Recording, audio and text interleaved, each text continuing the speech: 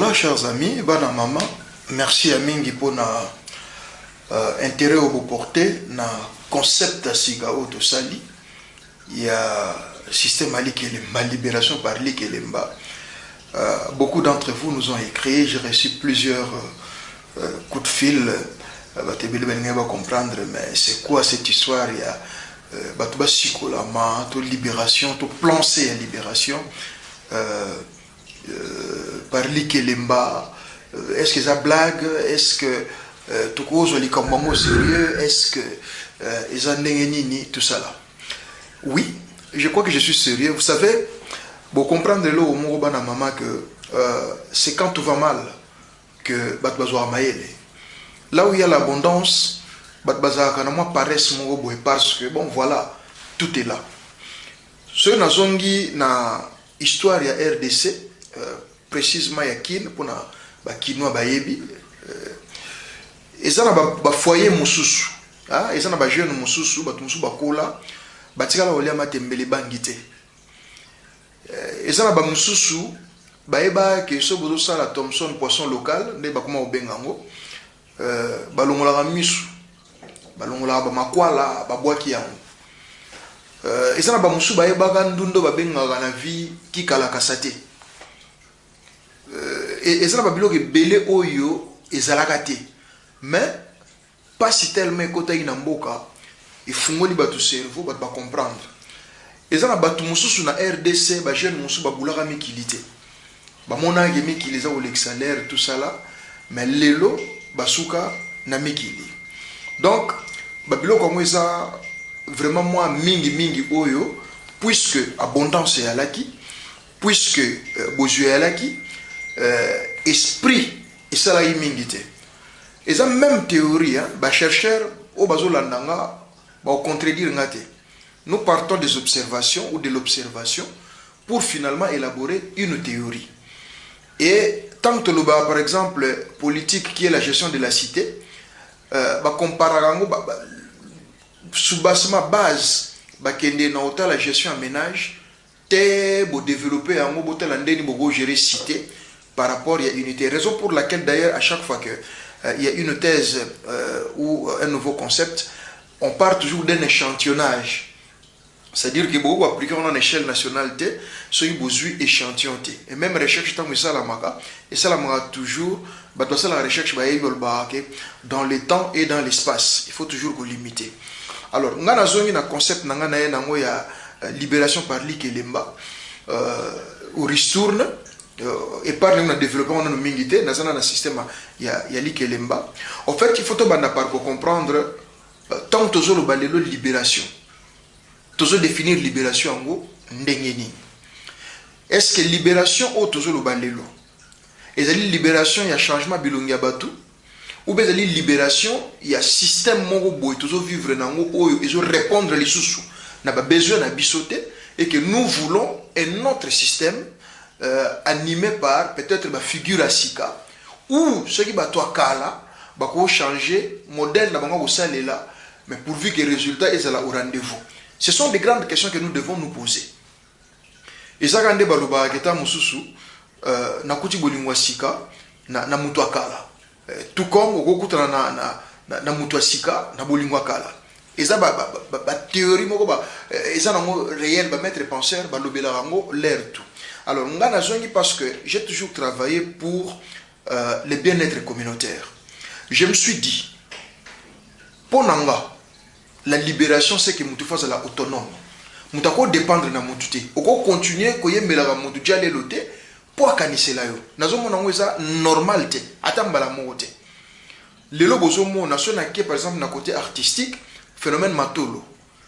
Kala matolo to be en dédicace ya la yike bon okanishi mo salé lo mo malamu to olingi o immortaliser mutu moko boye o salé dédicace mais le dédicace à lelo comment boakanga leka code yali o benda mo bord donc ozomona bena que on est prêt à tout pourvu que moi lo mo bo ekweya et surtout que sur le plan politique au monde que batu ba komi be esclave et lo ba ina ngo pasteur mongo na ebite ki na conseil na cadre nini ya zola ki yango mais moki onga na yoka ki que bandimba ko esclave na bango point na koti na kata mozindo ngote mais les lopes na politique ba partisan il y a ba leader bazo comme on dirait esclave qui biso kaka oyo alors ba question bele ba na yela ki biso na mutu est-ce que zali par vision politique que tous ont convaincu que vision na il y a leader tel il y a un de au bongo la biso ou bien par affinité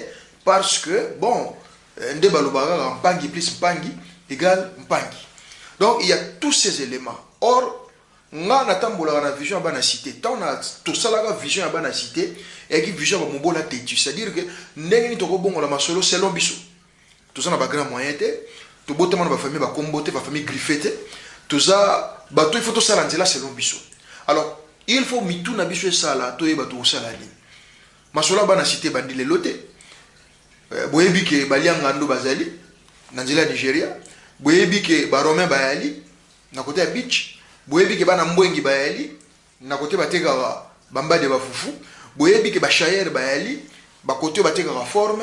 Boyebi ke ba coopérant bazali. Donc bana cité baza un peu partout toujours ko luga ndenge moko boye ba ko vivre. Mais ce que babilo ko ngonyo sur babilo ya au jour le jour. C'est-à-dire que fona bima pona liation na bimite na oliate. Alors ba biso mitozo sala toujours moi chance yo que nous yekola A na B, yo yekola X na Y, yo yekola matrice, yo yekola babenga ngoni tangente na contingente, sinus na cosinus. Na ndenge toujours la kobimisa ba solution na kati ba problème na biso. Donc d'où nouvelle vision nanga onga na yeko sala après avoir travaillé pendant longtemps pour na bimisa la loko lelo que parli kelemba toko comme autonome.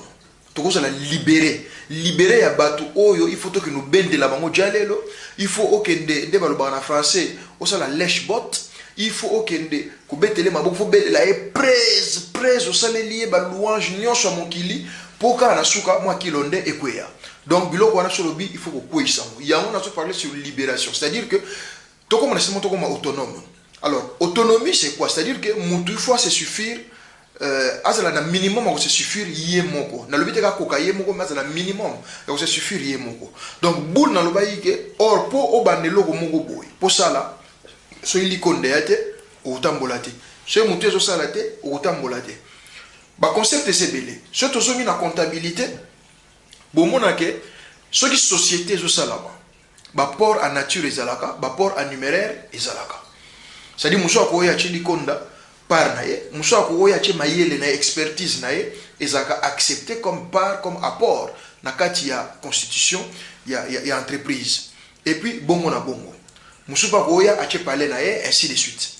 Alors ezali kama créer capital de base to capital de fonctionnement ou bien capital ya ouverture.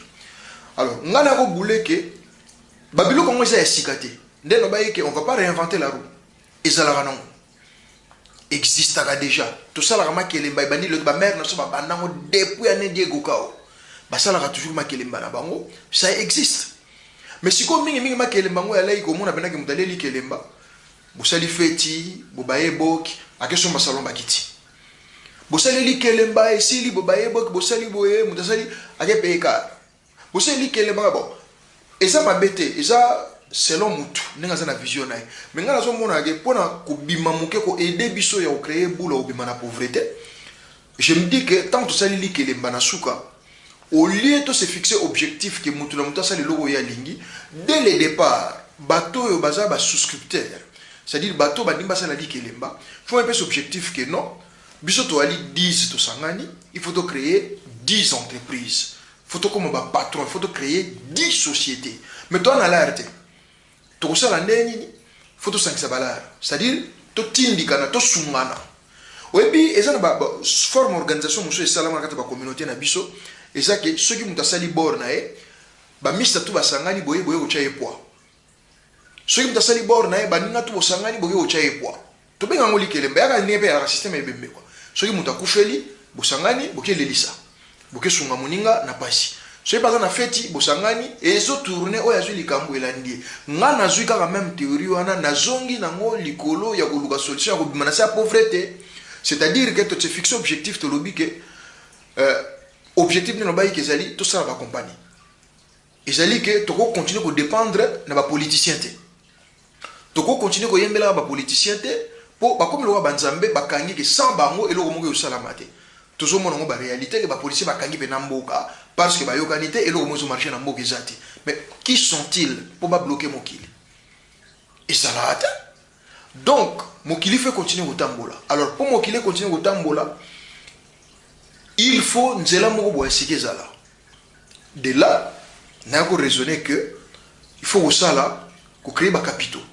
Donc na zongi na boula départ 10 personnes ba yokani ba lobi ke objectif na biso il faut ko ba patron, faut ça la entreprise. Tout ça ko ba ve na biso ba kisombe, ba ve lusakivana, ba ve pe à l'air zama, ba pe rona to ba kenda, ba ve dokolo ainsi de suite. Alors pour y arriver, le quoi toi na l'arrêté, faut tout ça là, tout ça ngisali konda. Ba chaque fois to sangisa konda, ezapo objectif mo ça atteint. Toko kene même loin, beaucoup kene même loin bolobi que toko créer par exemple industrie moko na benyo industrie ya damage. Or industrie ya damage e kende chaîne nango ali depuis bilanga traitement ya bilanga, donc c'est-à-dire mabele ba travailleur ba sala bilanga ou ba circulaka na ba tracteur manyoso wana transport babenga ngoni conservation edenga comme ngoni ne basala ko conserver quoi eza na terme technique babenga ngo et puis distribution. Donc rien que industrie à damage tu tiens on a 5 étapes mabele ba travailleur transport conservation na nini distribution. Entre deux, tu as même manufacture manutention, manufacture et gros à la katikatiwa. Rien que damage. Et damage, on dit par exemple, ndunda. Rien que ndunda, kaka ou ben ngai seulement. 5 étapes. Alors, tu sangani 5 yaya. Tu le dis que tu as l'arrêté mes boules ali. Ce que tu as salandé, tu beti li kelemba na biso ya combien tu as dans le bagi. Tu as pris exemple 100 balles, 100 balles, 100 balles, 100 balles, 100 $, 100 $, 100 $. Tu as 500 $. Vous comprenez? Et ça, par exemple, dans ce sur le monde, 500 $, il y a liboso, nani andimi ye asomba mabele. A lobi ngai ndaule mta liboso, boul nangai ali fona somba mabele. Donc 500 $, yali kelemba liboso ebimi, ya yake asombi mabele. Vous comprenez? Asaka anabiso. Deuxième mois, tu le vis au sur 500, 500, 500, 100, 100, 100, 100. Tu es 100, 100, 100, 100, 100, 100, 100, 100 yami balé, yami balé, donc B, on a bengi B, alobi que non nga, na ko créer entreprise moko na zwa batu oyo, babalula mabele. Donc entreprise na ngeza service. Batu nanga, bango ba pomba, babalula ka mabele, ba ibo balula mabele, ba ibo beta kongo na se. Vous comprendre? To komi nango mi balé. Ba compagnie salami déjà mi balé. Compagnie moko ya son mabele qui est un apport acceptable na économie, puis na constitution capitale. Il y a mi balé, asali entreprise, il y a service, azana batunaye bango boulot na bango ya ligo buka mabele, ko balula mabele. Tozo kende. To comme na troisième mois, to tcheli sous 100 100 100 100 100. Il y a C. 7 ans a gagné likonda wana, alobi non, ngai boule nanga ezali y a transport. Na osala kama compagnie nanga transport a payé qui malumalu nae 404, 504 ou bison va bien en 107, voilà. Bah 107 wana. A payé 107 nae ou a payé 10 kato nae, a binga na ba nommé maraka, hein? Ba récolte na noso ke bimi, ngara ba nommé la binon. Système kaka ndenge tambola, système netikaka. To comme la compagnie Misato. Il y a les bosso compagnie à mabele, a tia mabele na yangé. Il y a mi balé, batune babalola mabele, c'est-à-dire que supposons que ba graine c'est koyaki, batuna ba yo babalola mabele, il y a Misato, il y a 500 gagnés à payer des kato na. Je salue en passant Amiel Mutabadikato. Voilà. Nous avons une théorie nanga. Donc, c'est déjà rassuré que mabele wana baloni, mabele wana eza kubota, hein, au travers main d'œuvre batouana, damage robima, donc ndunda we robima, c'est sûr que egolongwa nkumba egokoma na kin. Ya mine, tu es sous 100 100 100 100 100 100 100 et ça non sacrifice na sacrifice wana 100 100 100 ya lobi non nga na opé ki china moko boyo na kotonga mwa bord moko boya moke chez biso mo espace yali bord wana ezali uniquement pour na conserver ba biloko avant biloko ekende et pas ba client donc ceux qui ba biloko euti nkumba tango ekomi transporteur aye nango asali kwa ba benga ngo dépôt na terme na biso voilà dépôt nga na dépôt eza wana entre temps eza mbongo eza ko tourner parce que yaya oya sombaki mabele yaya oyo abwaki ba graine na kati batu oyo ba ya ba la mabele ba osala mo ya ofelete vous comprendre akofuta batu oyo ba ya balola mabele entre temps batu oyo ba ya balola mabele bango pe tolobake bazana bulolo bango soki bale évité yaya oyo liboso oyo ayaki tant babaloli mabele et que ndunda ne bimebi ga gagner il faut que noter ka ndunda na e toloba na kin abengi se ayena dikato ezui ndunda oyo ebimi na nkumba ba memi yango inde na dépôt ya deo wo bozo comprendre le wana donc mbongo eza ko circuler mbongo eza ko tourner mutu na mutu aza ko se retrouver na chaque étape ce qui est comme na niveau A D alors mutu asuka abike non ngana na commissionnaire to sali susu ntisa na soka ningi sala maga ya 5e mois 100 100 100 100 100 100 toi 5 ya bendi 500 abinga na commissionnaire 500 na e ya payera ba transport a payera téléphone na e akendo luka ba client akendo luka ba supermarché vous comprendre donc akei ko luka ba marché tango eza ko tekama yazo benda ba 10% na e azo benda ba 5% na e mbongo eza ko tourner mais noko yebisanga sikoyo na kati ya 5 activités on a tracé awa politicien ayo osala nini politique penda ekangi yo na nini parce que eza nango toloba eza on a traité osali ezali holding so nini te osali ezali firme moko multinationale to sali mais d'abord moko artisanal parce que ba bela ngo ba 1 hectare ba 2 hectares ba to belé bazana ngo wenze ezaka nango ba milliards ba te belé bazana bo yebisanga penda ke ya nani yo super politicien leader nani na kati ya masolo ayo uluka au contraire tangu ndunde okota na marché pa audio payer ndunda yango Bosko yebisanga yom tozo occupé vraiment que ndunda non il faut uta nkumba et komatiki yom do na coopération na yo que non nga il faut ba petit nanga ba ke no balwa mabele wana poto ben na mwali konda wana so ba payer biso moi 200 ba petit ba na 100 nga pele na moi 100 ngai yom do na boulot che dikato na anje lobi ke non nga na tenter ba mo so récolte vide nga na ke no benda bongeti wana na ke no tikango na kin oyo pe asuka lobi non nga na tenter so ibongete yaya dépôt za chenga donc chenga bono futa 10 balles par jour ou 20 balles par jour. Commissionnaire PSO c'est la coopération c'est la que non ceux qui va plein côté ngana ke nduluka ba client pona benda be 10% na ngai. Ya na kati ya circuit oyo tout oyo. Yebisanga politicien oluka nini na kati. Yebisanga et faire dépendre yo na nini na politicien oyo ya opeso saki ya mungwa na t-shirt ba koma nini oyo. Yebela boule. Na pesi exemple ngai ya ndunda. Et quoi ça na makambo belé ko salama et puis ba industrie ango ba entreprise nga mike tout ça la belé ba bazo comprendre que tout salama ata ba biloko ba net lelo ekomi muta sombi ordinateur na e asombi caméra na e asombi micro na e asali page na e internet si ça ba entreprise lelo bozo comprendre te bato lelo ba simbi média parce que information ce que comme bimela na net parce que ça na censuré te tout le monde a bato payer ba palette Tozo mona bateau somba ba carte kaka pona micro moko ya occasion na caméscope caméra te caméscope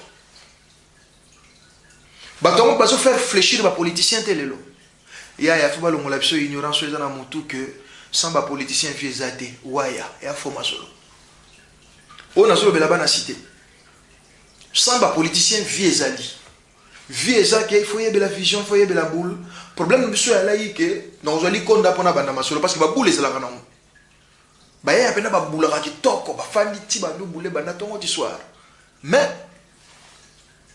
na obandela neni na eloko ba bandela rate ngana fungole libino porte moko eze belé na lobité que na monopole to ngam na pesi meilleur boula mokilité na lobi bien à toute humilité on ne va pas réinventer la roue makambo na zoloba existera na banda mais peut-être to tia mokate peut-être to yebela monde ngwana te mais lelo na hôtel sabino ki makambo to sa elaka to ekokipe ko komisa biso boy ekokipe ko ndimama ekokipe ko kende boy.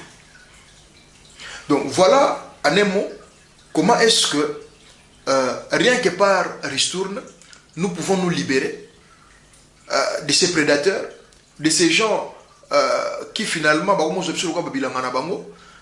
qui finalement se permettent de prendre même des pays en otage parce que je vous dirai encore une chose, c'est que Moutazouaka importance, ce binôme aussi importance. Les jours où Bobetaka Kara, Bokipa Bamo les souté, ils se feront qu'ils représentent absolument rien. Que y a peine l'équipe Moutakipé n'a été Bamonie normal. Na l'obité que vous sous-estimez parce que Baga Batou. Moutupena l'équipe Bamonie normal. Moutumoka Betele Maboko Ate. S'il faut, Astale Manamoulongo, Ortel Manamoulongo, le roi, monsieur, madame, tout le monde. Moukoloana. Parce que les lois sont vimba parce que on dirait que bangonde bakangi mokili bango bana monopole bango bana secret ya kobonga ya ba vie ya bato te bazo ko ça attelle le comme député attelle le comme ministre oui tu as la mission de servir toute une nation dans la globalité et non pris comme unité. Hein? C'est-à-dire que dans l'individualité ou bien dans il y a la vision globale. Par exemple le gardien du temple, par exemple le garde du sceau. C'est-à-dire que Mibeko était salama, ministre Lazavana pour veiller à ce que Mibeko n'est salama là et ça l'a appliqué. Batio ministre économie ozawana pour nous protéger ndengi l'entreprise mike amonyo sowana o ils travailler na kati ya système économique et bako travailler bien dans les bonnes conditions pour que voilà fruit na bango ils la valoriser sur le plan interne comme sur le plan international. C'est ça ma vision globale ou déjà sur le plan politique. Mais quant à la réussite, chers amis, on a besoin de la vérité et ça il faut perso. Oui, na kati il faut perso, il faut na boro ou bandela. Alors nga na ye na côté ba bandela. Na pesi kaka mwa boule nanga, talane nazomona tokoki ko bandela na sens ou. Oya komeka, ameki, soke simbi, naza très sûr que vous simba parce que na fandi laki boule nanga, j'ai pris beaucoup de temps bomoni, nazaki sur libanda te. Na kati makambo, izateke na bwakisaki nani équipe T. Et là bena ko raisonner. Et là, on a sika toko bimisa. Toko bimana boule nini pour bayaya bakende liboso. Parce que vrai problème les loisani et mokate et un piaka. Et ça donc, bablo qu'on est à tout ça. Na mboka o bakbala occupé, bakbakipa politique. Ce on na boulot na 5h du matin à 17h. En attendant un journal. Atala makamsu na TV atala ngweleki abi et je le belangi logote. Na mboka o kilo ndeko à chaque fin du mois. Mutana attend que nous ça la marche. Ba colère tout ba komi na lelo boulot yate mpiaka mia ngoza généralisé parce que nous sommes là qui batou musupa ko changer boule bon côté kuna na olia na kenegaka bo choisate et ça ba biloko moya il faut toyeba côté les melango na tina ozwa position toyeba ko sala nzela selon biso parce que si longtemps to sala mote to ko dépendaka kaka to continuer à dépendre na l'esprit à bateau bazo konza biso ndenge bango balingeli etambolela. Donc nga penda na mokuse vision ali kelemba efanda esika wana souci ali que ndenge to go démarrer poto bima ndenge nini to ko se détacher na bateau parce que bazo nourrir biso no espoir ali kolona c'est en réalité ba osala na bango moté quel que soit changement quel que soit bilongi et aussi mbaka na moté. Donc à quelque part na kati ya changement pour etambola bien la participation individuelle de tout un chacun est la bienvenue. Il faut monter toi à l'impliquer. Nous faisons la deuxième parenthèse. À ce qui concerne les étudiants. Les étudiants font la langage